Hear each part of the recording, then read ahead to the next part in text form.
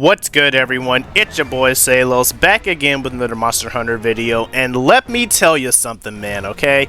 Let me tell you something, because we've barely started uploading Wilds content on this channel. Heck, I think we have exactly 3 Monster Hunter Wilds videos on this channel. But despite all of that, I have been playing the game very consistently. I played through all the title updates, and let me just say that I don't need to know anything further. I don't need to dwell on this any longer. I don't need to hunt him any longer. I just know Lagiacrus might have just went down as one of my favorite monsters, my favorite hunts in the entire series. And there are going to be a couple of reasons for that. But if you guys are new around here, then hello. My name is Salos. Happy to have you here. But one thing that I like to do on this channel is that, especially back in my Monster Hunter World series, is that I was coming hot off of Monster Hunter Rise, and any monster that was not in Rise, I made a discussion video about, just talking about what I thought about the monster. So I'm gonna do the same thing with Lagiacrus, because I just wanted to talk about this hunt, and I just knew I could not wait until my Let's Play caught up. So I'm just gonna talk about him for you guys. So this is gonna be a bit of a yap session. So if you're okay with that, then go ahead and put this video on the background. There will be there will be video footage to watch, but this really is just more about the discussion and just talking about this monster, because apparently Lagiacrus had a lot of shoes to fill. We'll talk about that in a little bit too. But I'm gonna go ahead and say my piece. So without further ado, let us go ahead and start this discussion. And it's actually a little funny, because my real life name has 2 definitions to it. Well, 2 very commonly accepted definitions: ship captain and dweller by the water. And I don't know, I've always found that to be a very random thing, because I've never really been too associated with water and that type of stuff, but I always have been fascinated with the sea and the ocean. And if you look at my hunter in Monster Hunter Wilds, it actually is inspired by Johnny Depp's Pirates of the Caribbean with Jack Sparrow. That's actually one of the huge inspirations for how my hunter looks. And that also goes back to, I've talked about this game a lot, because I don't know, this game kind of shaped a lot of my childhood and a lot of my imagination. It was a little game called Adventure Quest Worlds, and one of the most sought after armors in that game was a set called Alpha Pirate, which is basically, you got that by playing the alpha test of the game, which is less than 1,000 players. And being that this game came out, shoot, at this point almost 20 years ago, yeah, that's armor is very, very, very hard to come by. Also, I don't know, the whole community of Adventure Quest Worlds has a fixation with Alpha Pirate, so the devs' way of answering this fixation on this one armor is that they made an entire obscure holiday. Well, no, it's not made up. It's a real holiday. It's called Talk Like a Pirate Day. It's sometime in September. But every Talk Like a Pirate Day, there is a new variant on the Alpha Pirate set. And for the last 20 years, they have made so many variants on this one set that, because people just love it so much. So I don't know, the fact that Alpha Pirate is a literal captain, is a literal ship captain, more specifically, yeah, and that's my name translates to, I don't know, maybe that has something to do with it, but I just thought it was a weird coincidence that I should point out. But weird coincidences aside, let's go ahead and just talk about how this hunt actually started, because I know a lot of people don't really care about the story per se, and that a lot of people are just here to hunt the monster, and trust me, we will get to the hunt. But I actually do care about the story, and this storyline specifically really sympathized with me quite a lot. It's actually interesting, because I'm currently reading through a book with my mom. It's a book called Quiet. And essentially the theme of the book is to just talk about the power of introverts. A lot of times I feel like extroverts just kind of feel like, just because they're the loudest voice in the room, one thing that I've learned is that if you say something loud enough and confident enough, that anyone will just believe everything you have to say. Not all the time, but a lot of the time. But somehow this personality trait has persevered throughout the test of time. And the book really just shows that our introverts may not be the most noticeable people in the room, but what they bring to the table are just as important as what the extroverse brings, if not even more important. I'll leave links to the book if you guys want to read it for yourself in the comments in the descriptions below. But also, it's also why I really, if I can get off topic for a little bit, why I really vibe with the character Yugi Muto. He's a very shy and kind kid. He likes to make friends with everyone he meets. He does just about anything for his friends, and he'll go out his way to make sure that they stay safe. And honestly, I feel like it's through Yugi why I love Yu-Gi-Oh! And why I just love the themes of the book Quiet. Because the whole premise of the show is that he gains access to this ancient Egyptian artifact, which contains the spirit of the ancient Egyptian pharaoh, who is the supposed king of games. It's through the pharaoh's confidence and his knowledge and his skills as a leader of a pharaoh that he's able to step up to the challenges and go face first into danger. And he may not have all the answers, and it's pretty much implied that Yugi is the brains and the pharaoh is pretty much just the force to do the right thing and to stand up in the face of adversity. It's really just the dynamic of seeing Yugi and the ancient pharaoh, that seeing how they play off each other, that the pharaoh really admires Yugi's kindness and empathy towards people, and how he sees the best in everyone, even the people that have wronged him, people who have tried to hurt his friends, that he's still able to lend out a hand and just say, I forgive you, and spread kindness and love to everyone. And Yugi, in turn, appreciates the pharaoh, how he's able to always speak his mind, how when people are talking down on him, or talking down on his friends, how he's the first one to step up to him and tell them to back off and it's time to duel. It's really through their interactions with one another that the pharaoh learns kindness. He learns how to love. He learns how to show compassion, and he learns that kindness and softness from Yugi, and with Yugi in turn, how to stand up for himself and his friends, and he becomes a more confident person by the end of the series, enough so that he can even hold his own without the help of the pharaoh. And it all comes full circle in the movie Dark Side Dimensions, where the pharaoh has passed on to the afterlife. Yugi's been on his own for a couple of years now, and it is so, like, I almost got teary-eyed watching Yugi in Dark Side Dimensions, because he is a spinning image of the pharaoh. He has all of his confidence, all of his bravery, and Yugi is just a constant reminder to myself too, that because I feel like there are a lot of times that I feel like I doubt my own abilities, but I just always think about Yugi, how his journey with the pharaoh, it has made him a braver person, how to speak his mind, how to own what you know, and to just, you know, just be a braver person as an individual. So why did I go on this whole Yu-Gi-Oh rant when I'm talking about Lagiacrus? It's because that's what's happening with ERIK. We clearly see that ERIK respects Lagiacrus as a monster. He literally calls him the Lord of the Seas, and he's just in awe and shock of this amazing creatures. You hear the pain in his voice when he is about to give the order to slay Lagiacrus because it's a danger to the ecosystem, but it's through our hunter. He's just our hunter, we already know our hunter is just built different. Alright, we know this from the story. But in this moment, that our hunter is just so kind and compassionate, and he even says that this aligns more with your philosophies and your views on life. So it's like, no, let's capture it, because that's who you are at your core. You're a kind person, and we don't have to kill it. So let's capture it and preserve life in the ecosystem. He's just in the wrong place at the wrong time, but he's not doing anything. Let's spare a life where sparing life is possible. And I just love seeing moments like this, because the hunter really is just trying to bring the best out in ERIK right here. I know people call ERIK is a little dim-witted, like in the main story when he was sniffing poisonous flowers or whatever, but I don't know. ERIK is charming, and this whole little interaction really made me like him a lot more. So yes, I went through all that trouble of explaining all of that, because right there, it really did feel like ERIK's confidant was the hunter, just like Yugi's confidant was a Tim.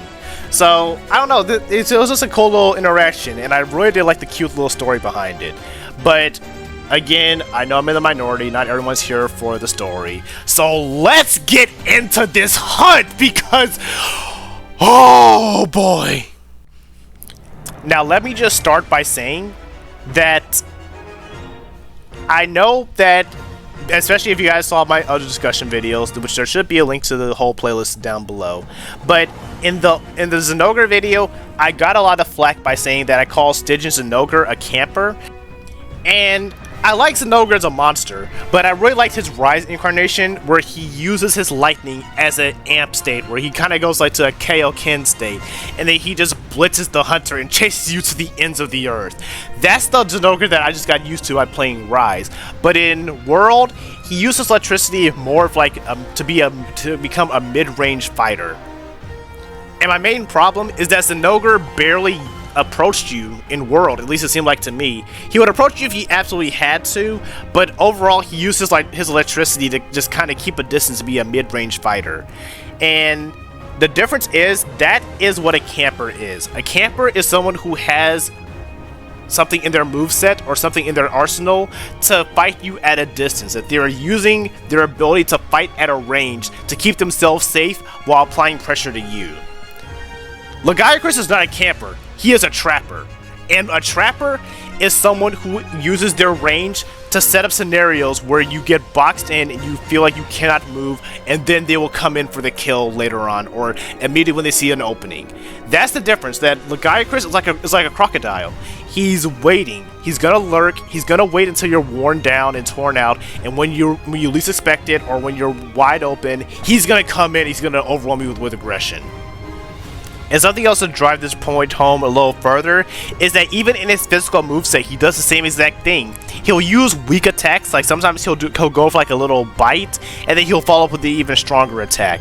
And that kind of reminds me of like a fighting game moveset, because that's something, well, at least like in Super Smash Brothers. If I think of like a really good character like Mythra, then that's kind of what she does with her attacks. She'll use something like at low percent, she'll go for a down tilt to an up tilt to an up smash, and before you know it, you're at 40% off of one combo.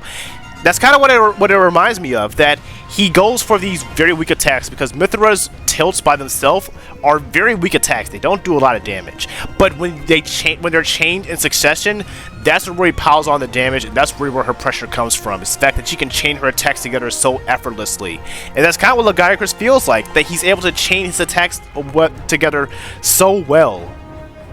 But he also has what we call in Smash a get off me tool, which are like when he discharges himself with electricity, because if you get too comfortable or if you apply too much pressure to him, he's gonna do an electrical discharge that forces you to back up, or you're going to get electrocuted and fried to the next dimension.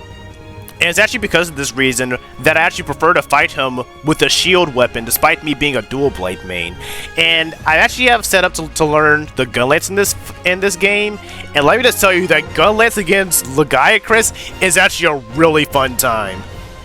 The reason why I like the gun lance fight against Lagiacrus, because it really feels like you're playing a classical RPG game, and that a lot of the times that can be applied to a lot of monsters in Monster Hunter, where you take turns with the monster. They get attack in, and then they attack you. You attack them, they attack you. But the thing is, it's an action RPG, so it's not going to be as telegraphed as, here's my turn, now it's your turn. And sometimes you're able to sneak in other attacks. That's the whole point of an action RPG, is that you kind of take the liberty into your own hands. But that's what someone kind of gave me the advice back in World, and I don't know, it just kind of stuck with me ever since. And if you're looking at me like, Salos, what are you on about right now? There is no correlation between a turn-based RPG and an action RPG. The two cannot be any more fundamentally different. And you're right, they actually are completely very fundamentally different. But just hear me out on my point, at least for Gunland specifically. Because with the addition of perfect parrying in this game, or perfect guarding, perfect blocking, whatever you want to call it, that you can instantly follow up with another attack. So if Lagiacrus goes for a physical move, you perfect block it, or you perfect parry it, and then you can instantly follow up with a shell, a slap of your gun lance, a wyvern blast, if you're fast enough, that is.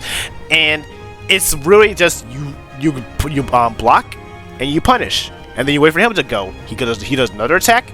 Then you block again, and you punish.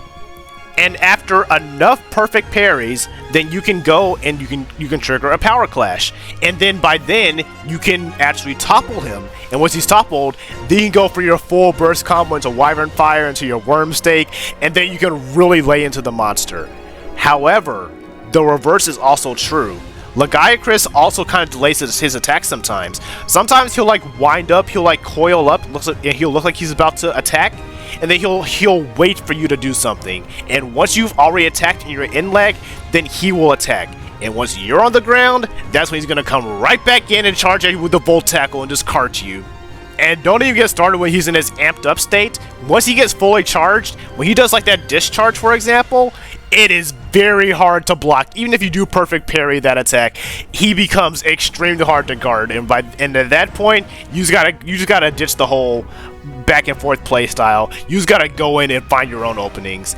But yeah, that's the main thing of why I like Lagiacrus' fight, at least on land at least, because it really is that he's a very fast and aggressive monster, and if he feels the pressure, he has the tools to get you off and to keep you at range, and he has the tools to also trap you in a corner. And once you're trapped, once he sees that you're stuck, he's gonna go in for the kill. But that's just him on land. It's the underwater section that I ain't even got to that makes this monster the monster of all time. But before I even get to the underwater segment, let me just tell you that I really appreciate how serious Capcom takes its own lore. Because, all things considered, underwater combat should not ever be a thing ever.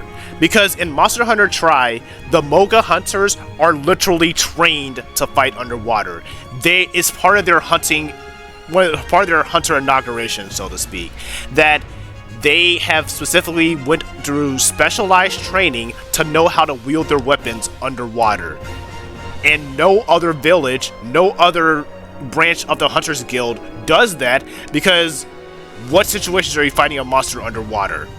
And there are also things that they do this type of stuff all the time. The main one that I always go to is that in Monster Hunter Rise, that people complain that you can always see the monster the second you spawn into the map, but that's because you send your Kahoot, or the owl, out on the field before you go on the hunt. So the owl comes back and it kind of tells you where all the monsters are at. So it may not be the best explanations, but Capcom at least tries to make an attempt to explain why things are the way they are in their games. And while our hunter specifically isn't a Moga hunter, so it is still a little bit of a stretch that they're able to even wield their weapon underwater, it has been established since the very first mission in the game that our hunter is just built different. We literally take on a Balahara without a weapon, because the implication is that we are a living weapon. So the fact that we just dive straight in against Lagiacrus, not knowing how underwater combat really works, we might have heard whispers that, hey, I heard that there are hunters out there who know how to fight underwater. Maybe I can do the same thing here. And let me just say, it's not just going underwater for the sake of being cool. We are going underwater to stop him from amping up himself, to go into that super amped state. Which I actually found out that a lot of people miss that explanation when we go under there. But I also do like the fact that we're not just going underwater just for the sake of fan service. That there is a reason to the hunt as to why we're chasing the Lagiacrus underwater. Because if he gets amped up, then that's just gonna make him that much more powerful, and it's gonna make him that much more dangerous to take down. And it might be a DPS check, but what I will say is that I feel like the DPS check underwater is a DPS check that has been done right. Because if you fail the DPS check, then your punishment is that you take a screen nuke, which isn't a one-shot, by the way. You can just outright dodge the attack altogether, or I don't know, I've never been hit by it. I usually either meet the DPS check, or I just swim to the corner of the map. So I don't know if it's a one-shot. It might be a one-shot, but the fact that you can avoid it altogether is already a step up from. However, if you succeed against the DPS check, then you can also topple him and throw him into the coral reef underwater, which will send him to a topple animation when he goes back onto land, which is just a free DPS window. So not only does he get into his super amped state, you also deny that super amped state, and you get a free damage window to go on top of all that. But yeah, I love the entire underwater segment. Like I said, you don't get to use your weapon, but I think that it is a very interesting way that to bring back the clutch claw that is used in a way to take advantage of the whole tenderizing system, because your hunter may not be able to use his weapon underwater, but they probably have enough energy to swing their weapon at least once to capitalize on a tenderized wound. And I also like the fact that it really emphasizes the mechanic of ghost wounds, which a lot of people don't know about. If you don't know about ghost wounds, this is a thing on land as well. This isn't just a water segment thing. That after a monster does a prominent attack, then a temporary wound will open on their body, and if you're quick enough, you can capitalize on it and pop that wound the same way you can do any other wound in the game. So with Lagiacrus underwater, he has 2 ghost wounds. The easiest one to see is when he does 2 lightning balls, and then for a very brief second his face will glow red. You can clutch claw onto him and just punish it with a focused strike attack. Basically, the clutch claw combined with the whole ghost wound mechanic, combined with the slinger, just made for a very engaging underwater segment that I never get bored of. Even if you fail the DPS check, you are still treated to Lagiacrus getting his own super attack, which also hits you on land, by the way. If you're standing on the land, the Lagiacrus will still charge up underwater. It'll just take a minute, but yeah, he does still charge if you don't follow him underwater. I feel like that the whole underwater segment, that this is going to be a moment that's going to stick with us for a very long time. So the main thing that I keep hearing about Lagiacrus is that you will never be able to experience Lagiacrus unless you play Monster Hunter Tri, because so much of his identity is tied with fighting him underwater. And they found a way to implement that mechanic without making it feel forced, without making it feel fan servicey, and it really does capture the magic of Lagiacrus, because I'm pretty sure I will still have very strong impressions of Lagiacrus if I fought him just a land-based Lagiacrus, but being that they gave him like his own Raging Brachiodeus moment, it's just you and the monster and the fight to the death, that this is a moment like that we'll be talking about for literally decades to come. This hunt was amazing, and I am so glad that Lagiacrus was able to keep his identity with fighting underwater. Here is my favorite part of every new monster, are the weapons and the armor, because I just love theory crafting and I love building, and I just love set building in any video game that's out there. If there's like a system out there where you can customize your character and push them to their best potential, I just love building sets and all that type of stuff. So this is always a part that I look forward to talking about, and I can say that Lagiacrus, he kinda cooked. And I'll start with the weapons, because all the weapons have a skill called Convert Thunder Resistance, and what it does is that basically the higher your thunder resistance is, that is translated to pure offense for electric damage. So this kind of reminds me of, in Pokemon, there's a move called Body Press, which essentially the higher your defense stat is, the more offense you do. And typically it's for physical attackers specifically, that they don't have a way to get rid of things like Intimidate, which lower your attack stat, or Burn, which cuts your attack stat in half. But there's nothing, well, I mean, there are ways to lower defense in Pokemon, but they don't really come up that often in competitive play. So while everyone's focusing on lowering your attack, no one's really focused on lowering your defense. So you can then use your defense offensively. It rewards different playstyles, and it rewards different building, that you don't have to just make everything max DPS, max offense, max speed, max attack, and then call it a day. One thing that Monster Hunter that always kind of irks me is that it's always about the speed running. It's always about pushing your damage as high as possible. And God forbid you run something like Defense Boost or Defiance back in Monster Hunter Rise, that these defensive options don't contribute to your offense. If it doesn't contribute to your offense, therefore it's bad, which I never liked that argument. So I really like this line of thought processing of using your defense as offense. You're making yourself bulkier and stronger at the same time, and I absolutely love that. And that fits like a glove for me specifically, because I've been rocking Arch-Temper Ray Dow's armor, so that has natural high thunder resistance. So put on that armor and some thunder resist, and then put on thunder attack, and then you can truly Feel heaven's wrath! Now, when it comes to the armor, I do want to talk about the pieces, because I feel like the actual individual pieces actually could have some potential to make some pretty cool sets for just new options on how to use your armor. Because the helmet specifically has a 3-2-1 in terms of jewel slots and 2 levels of maximum might.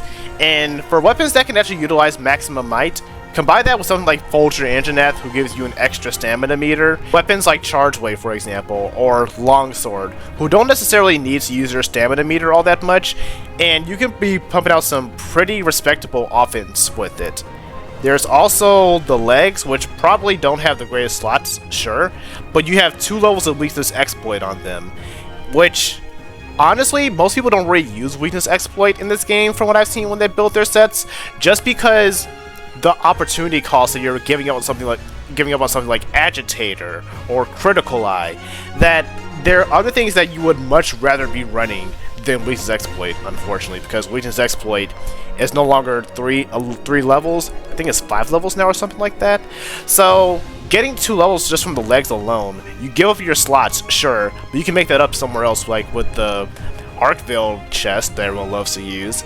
But I don't know, it feels like they actually tried to give us some pretty good skills. You have weakness exploiting here, maximum might, and even stamina surge for weapons that, if you do want to get to maximum might a little faster with weapons that use stamina like dual blades or the bow.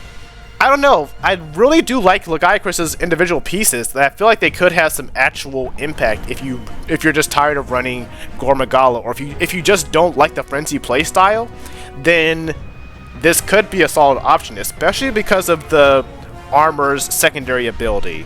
So the secondary ability is an armor passive called Azure Bolt. And the best way to think about it is kind of like I think it's called White Flame Torrent, but pretty much the Wilk effect that are on all of the Zelshia weapons, that after you hit the monster so many times, that you'll do flat 50 damage on all of your Wilk burst attacks. At level 1, you do another 50 Wilk, you do another 50 damage, and if you weren't, actually I'm not even sure how many you have to run for Azure Bolt 2. Editor Sales, can you help me out here? But after you wear a certain amount of the armor pieces, you activate Azure Bolt 2, which then takes it from a 50 damage to 121 damage. And I don't know, it resets after every minute, so by that people just think that it's not worth it, but even so, 121 damage every minute, that adds up after a while. And especially if you're like learning monster hit zones, or you're not the best hunter when it comes to monster knowledge, just 120 flat damage every minute, that's pretty good. So I don't know, I feel like people are sleeping on it. Is it the best option out there? Probably not, but I feel like it's still a pretty decent option for people who just, like I said, who want to try something different, and people who don't like the Frenzy playstyle. But I mean, even if you don't like the Frenzy playstyle, I feel like Zelshia's super healing factor is probably a better effect than Azure Bolt. But like I said, different strokes for different folks. The individual pieces of Lagiacrus's armor are pretty good, so even if it's just Azure Bolt 1, then 50 damage just by wearing some pretty good pieces, which you're just wearing for weakness exploit or for maximum might, I see that as an absolute win. All in all, Lagiacrus's hunt was absolutely beautiful. Like, I actually teared up when I was fighting him. Like, when I was doing the whole underwater segment, my eyes were literally tearing up because this was just such a beautiful hunt. I think that this was worth the wait. I hope for all the Tri fans out there, please let me know if this was worth it for you guys. Was he worth the wait? Was he worth all of the neglect? Was he worth getting clickbaited by Capcom themselves in that tech demo back in World when he was fighting Rathalos? And then, well, no, it was Anjanath. He wasn't fighting Rathalos then, he was fighting Anjanath. But getting clickbaited for the World trailer, just have him cut from the final product, was all this worth it? Because I think that it definitely was. Let me guys know in the comments if you guys thought that as well. But before I wrap up, I gotta give this a proper score. We gotta end this off right. Now, I've been doing these discussion videos for quite a while now, and I have the honor of saying that Lagiacrus is going to be the first monster where I give the hunt a perfect score. I don't like giving perfect scores because I truly believe that nothing is perfect, that there is always room for improvement, that there is always an opportunity to grow. But I literally sat here and thought about it for an entire day. I went and hunted this monster so much that I have 300 Lagiacrus parts for every one of his parts minus his mantle, because, you know, mantles. But I dissected this fight down to the droplet of water he emits, down to the spark that comes out of his fin. And I could not find anything negative to say about this fight.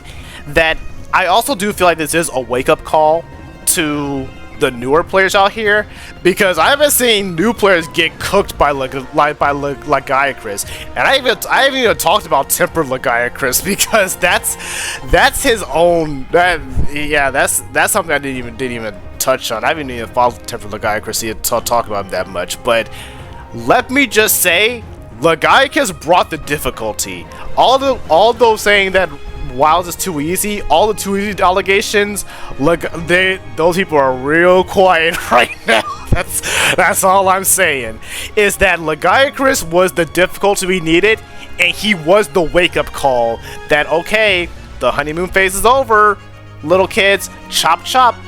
I'm pretty sure Lagiacrus was someone's first wall, because, yeah, he can be a lot. He was a lot for my hunting group, and we've done quite a bit as a team.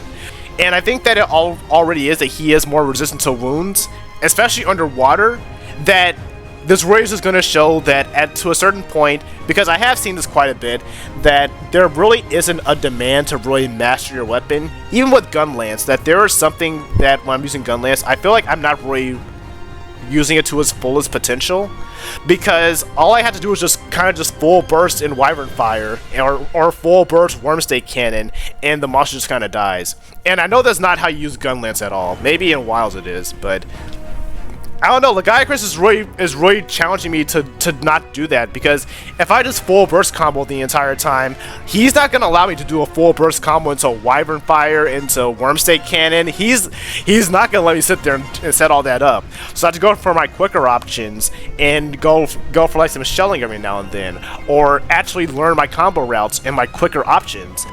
We still have not fought the final boss for high rank. And if Lagiacrus is just the second title update, we got 3 more to go in the final boss. And all I'm saying is, if you guys are still saying that he's too easy, if you guys can't smell the smoke, you're about to get burned by the fire. Now the armor, I am going to be fair, I am going to give the armor an 8 out of 10. Because all things considered, Azure Bolt, it is going to have a little bit of a fall off, because realistically, once you become more accustomed to the game and you become more of a competent hunter, you will start to learn, especially with antivirus being a skill, that Gormagala beating Frenzy is such not a non-factor. I just beat Frenzy without even realizing I beat it. So really, that there are just better options out there. Azure Bolt is a cool concept, but honestly, it's just not it. And with the whole turning defense into offense, the only time that has really worked in Monster Hunter is in Rise with Risen Crimson Glow Volstrax's Dragon Conversions. That's the only time where I've really seen turning defense into offense as a thing, but they tried it with Elatrion's armor, it didn't really pan out. They're trying it again here. I'm not sure how well this is going to turn out this time, but yeah, it has a way to go. But the saving grace is that, like I said, that these are very good individual pieces. So you can't just run 2 pieces of Lagiacrus and then run 3 pieces of Gormagala, or 4 pieces of Gormagala and 1 piece Lagiacrus, and it'll work out for you. That, like I said, they're good individual pieces, and because the pieces individually are pretty good, I can't give it a C. It has to be at least a B. I already kind of talked about the weapons too. That's how turning defense into offense just kind of meh. It hasn't really worked. But also, just the weapons themselves are pretty good. That most of the weapons have pretty good slottage. They have pretty good elemental damage. And just quite frankly, if I can just be honest, I can't be bothered to really bother with the whole Artian system. I find it a very boring system. I don't want to sit there and just roll the dice and just get random parts from fighting A-star monsters. I have so many Artian pieces, I probably could get a God tier roll, because I just don't use it, because I don't find it to be a very good in-game system. It's not as good as Artian weapons, sure, fine. But if you're like me, and you just can't stand the system, they're gonna get the job done, okay?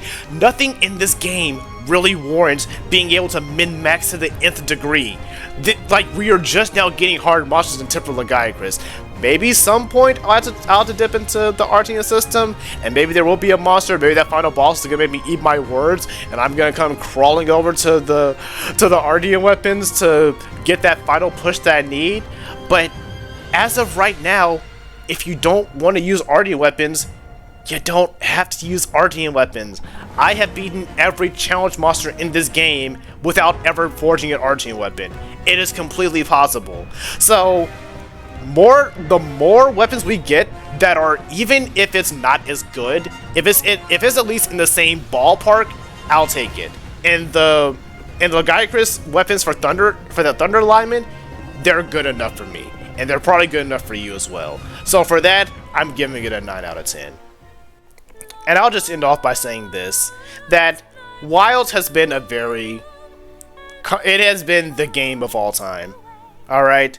It's been filled with bugs, it's been filled with crashes, it's been filled with underwhelming hunts. Sometimes the hunts are longer than the cutscenes of the games that they're associated with, and it's probably had the biggest drop-off of any Monster Hunter game out there. Going from 1.5 million players to struggling to maintain over 10,000 players a week, that's not good. No matter what angle you attack it from, this game cannot hold the attention of its player base. It only holds the attention of the most hardcore and die-hard fans of the series. When I was at conventions and I met so many fans of Monster Hunter, there are so many people that I tried to connect with. There's like, yeah, I'm just kind of waiting for the next title update to come, or I'm just waiting for the expansion. You know how many people I've heard say, I'm just waiting for the expansion at this point? They've just checked out. They're like, the game, I'll try again when the expansion drops in 2 years. That's not good, you guys. It's actually a little concerning, and I'm really scared, because I love this game. Despite of what I've said about it in my streams and whatnot, I do love this game. It's shaping out to be one of my favorite Monster Hunter games of all time. And in a sense, Lagiacrus really had to capture people before it's too late, before all 99% of the players, even worst case scenario, they say, you know what, I'll try again in Gen 7. That's probably the worst thing you could hear. Like, I don't think it's going to get to that point. I hope it doesn't get to that point. But I think that Lagiacrus really is the first positive step in the right direction. And I'll just end off by saying this. I went through this with Monster Hunter Rise. I saw the good, I saw the bad, I saw the ugly, I saw the criticisms, I saw the being called Rise babies or Rise too easy, wire bugs ruined the series, all this stuff. Same thing, tenderizing makes the game too easy, or being able to see all your rewards in the map, streamlining that is becoming all this. But I will say this, people are going back to Monster Hunter Rise. You can fact check me on this, don't take my word for it, find the information for yourself. And people are starting to actually say, you know what, perhaps I treated you too harshly. People are starting to see that Monster